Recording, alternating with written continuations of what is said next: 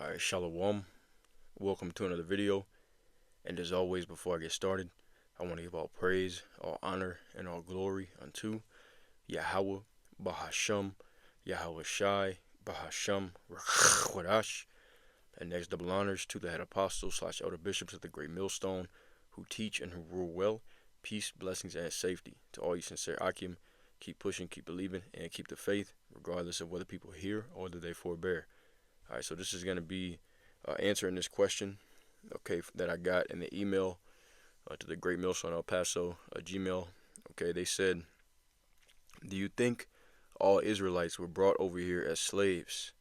I looked up how many people was enslaved, around 12 million. Okay, and the answer to that question is no. Okay, not all the Israelites were brought over here as slaves. Now, you did have a reverse slave trade.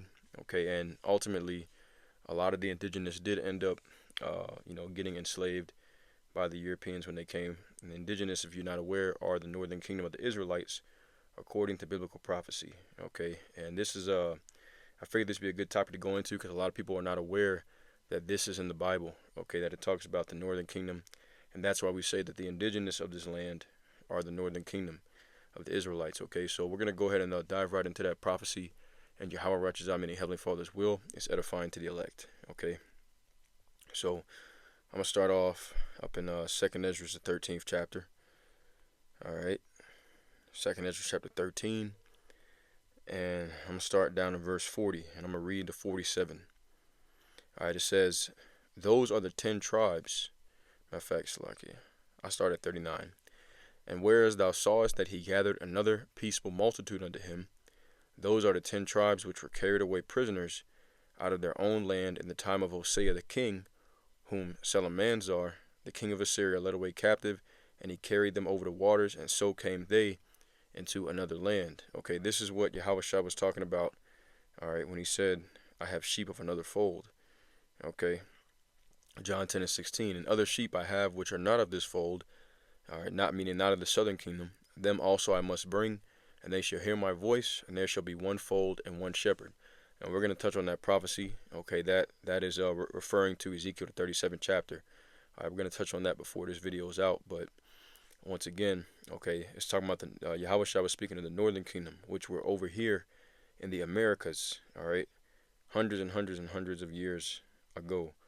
All right, thousands of years ago. Salakia. Okay, as a matter of fact, it tells you the time period. Those are the 10 tribes which were carried away, prisoners out of their own land in the time of Hosea the king, whom Shalmaneser, the king of Assyria, led away captive, and he carried them over the waters, and so came they into another land. Now, if you look up who Shalmaneser is, all right, Shalmaneser, king of Assyria. Okay, it tells you that he was around during 726 to 721 BC. Okay, so that would have been 2,700 years ago. Okay, 2,700 years ago was the time when he was around. So, the Northern Kingdom, all right, came over here into the Americas, 700 some years before Yahweh Shai was even on the scene. All right, now we go back. Okay, let's continue reading. Let me close this out right quick. Okay, so Second Ezra 13 and verse I read 40 again. "Those are the 10 tribes which were carried away prisoners out of their own land in the time of Hosea the king, whom Shalmaneser, the king of Assyria, led away captive, and he carried them over the waters, and so came they into another land. But they took this counsel among themselves that they would leave the multitude of the heathen and go forth into a further country where never mankind dwelt." And some try to say that this is Africa, but we're going to disprove that. And for one, what's called Africa today is known as the land of Ham, and you did have people that dwelt there. So it's not talking about Africa. Okay, but there is Israelites scattered amongst, different countries in Africa, though. But anyways, it says that they might keep their statutes, which they never kept in their own land, and they entered into Euphrates by the narrow places of the river. For the Most High showed signs for them, and held still the flood till they were passed over. For through that country there was a great way to go, namely of a year and a half, and the same region is called Arsareth. So that's the biblical name for what's known of as America, okay, the New World. And the people, the Europeans who came and colonized, all right, like Cristobal Colon, who the world knows as Christopher Columbus. Okay, he knew that this was Ar-Sareth. All right, actually, there's a movie about it. I forgot the name of the movie, but I think it's like 1692, or I forgot the exact name of the movie, but it's a depiction of when he came over here to the Americas, and he ran across the natives. All right, he knew that this was Ar-Sareth, and he brought Hebrew interpreters with him, because he knew that they would speak a variation of Hebrew.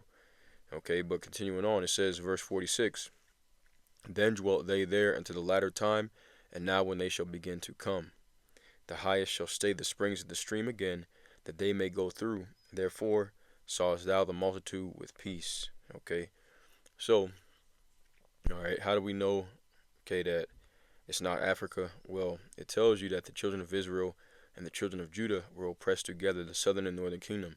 All right, we know the southern kingdom is over here in America, Babylon the Great, and the Great Awakening is going to happen in Babylon the Great, where the children of Israel are going to be delivered from. Okay, so both the southern and northern kingdom are prophesied to be in the same place in the time of the end. All right, this is Jeremiah chapter 50 and verse 4. And in those days and in that time, saith the Lord, the children of Israel shall come, that's the northern kingdom, they and the children of Judah together, okay, the southern kingdom, going and weeping.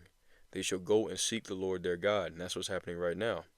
They shall ask the way to Zion with their faces thitherward, saying, come and let us join ourselves to the Lord in a perpetual covenant that shall not be forgotten.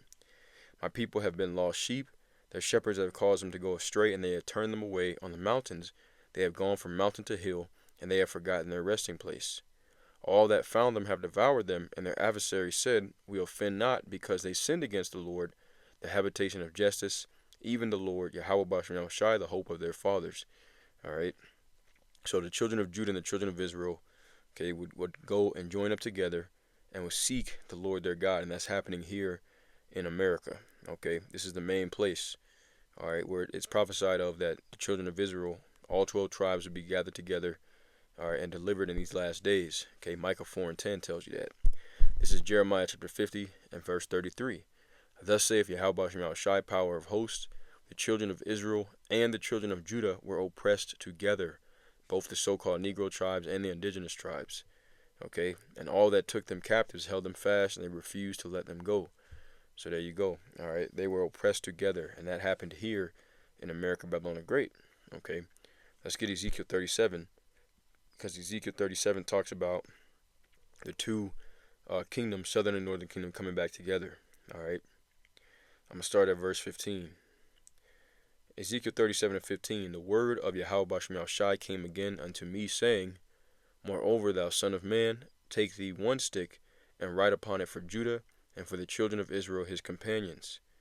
Then take another stick, and write upon it for Joseph, the stick of Ephraim, and for all the house of Israel his companions.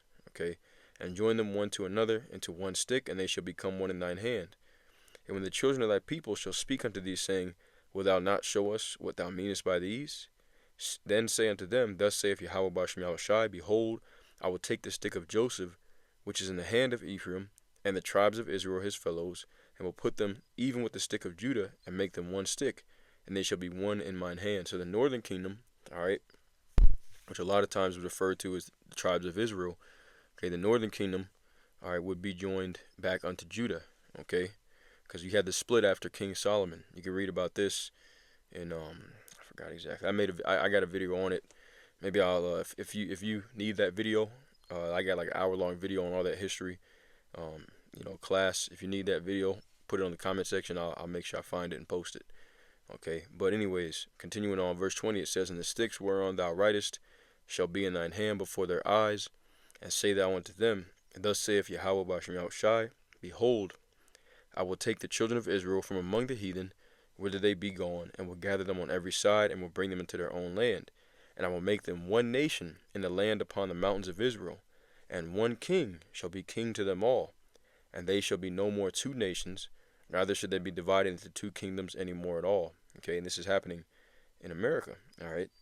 Neither shall they defile themselves any more with their idols, nor with their detestable things, nor with any of their transgressions, but I will save them out of all their dwelling places wherein they have sinned, and will cleanse them. So shall they be my people, and I will be their God. And David my servant shall be king over them, and they shall have one shepherd, and they shall also walk in my judgments, and observe my statutes, and do them. And they shall dwell in the land that I have given unto Jacob my servant, wherein your fathers have dwelt, and they shall dwell therein, even they and their children, and their children's children forever. And my servant David shall be their prince forever. Moreover, I will make a covenant of peace with them. It shall be an everlasting covenant with them, and I will place them and multiply them, and will set my sanctuary in the midst of them forevermore. Okay, so that new covenant is what it's talking about. My tabernacle also shall be with them, yea, I will be their God, and they shall be my people. And the heathen shall know that I, Yahweh Bashem Yahushai, do sanctify Israel, both southern and northern kingdom, when my sanctuary shall be in the midst of them forevermore. Okay, so he's going to make the southern and northern kingdom join up together, all right, once again. All right, Jeremiah chapter 3, and we'll close out with this, verses 14, I'll read on down to 18. It says, Turn, O backsliding children, saith Yahweh Bashem Yahushai, for I am married unto you, and I will take you one of a city, Jerusalem, and two of a family, okay, southern and northern kingdom, Judah and Ephraim, and I will bring you to Zion, and I will give you pastors according to mine heart, which shall feed you with knowledge and understanding. And it shall come to pass, when you be multiplied and increased in the land, in those days, saith Yahweh Bashem Yahushai, they shall say no more, the ark of the covenant of the Lord. Neither shall they come to mind, neither shall they remember it, neither shall they visit it, and neither shall that be done any more. And at that time they shall call Jerusalem the throne of the Lord, and all the nations shall be gathered unto it, to the name of Yahweh Bashem Yahushai, to Jerusalem. Neither shall they walk any more after the imagination of their evil heart. All right, here's the point in verse 18. And in those days the house of Judah shall walk with the house of Israel, southern and northern kingdom, and they shall come together out of the land of the north, to the land that I have given for an inheritance unto your fathers. Okay, and the land of the north and Babylon the Great are the same place, according to Zechariah the 2nd chapter. Okay, so if you didn't know, all right, that's the answer to that question. Okay, let me go back and find that email. Okay, did all the Israelites come over here as slaves? No. All right, you already had, the northern kingdom was already over here for, at this point, over 1,000+ years. Okay, before the southern kingdom came over here to join them. All right, they were oppressed together and will be delivered together in these last days. So if you didn't know that history, now you know where to find it, and now you understand why we say that the northern kingdom are the indigenous of this land. Okay, so I'm going to close out with that. All right, Yahweh righteous, I mean the Heavenly Father's will. It was edifying. As always, I want to give all praise, honor, and glory to Yahweh, Bahasham, Yahweh Shai, Bahasham, V'chodash. And until next time, Shalom, and abide b'ball.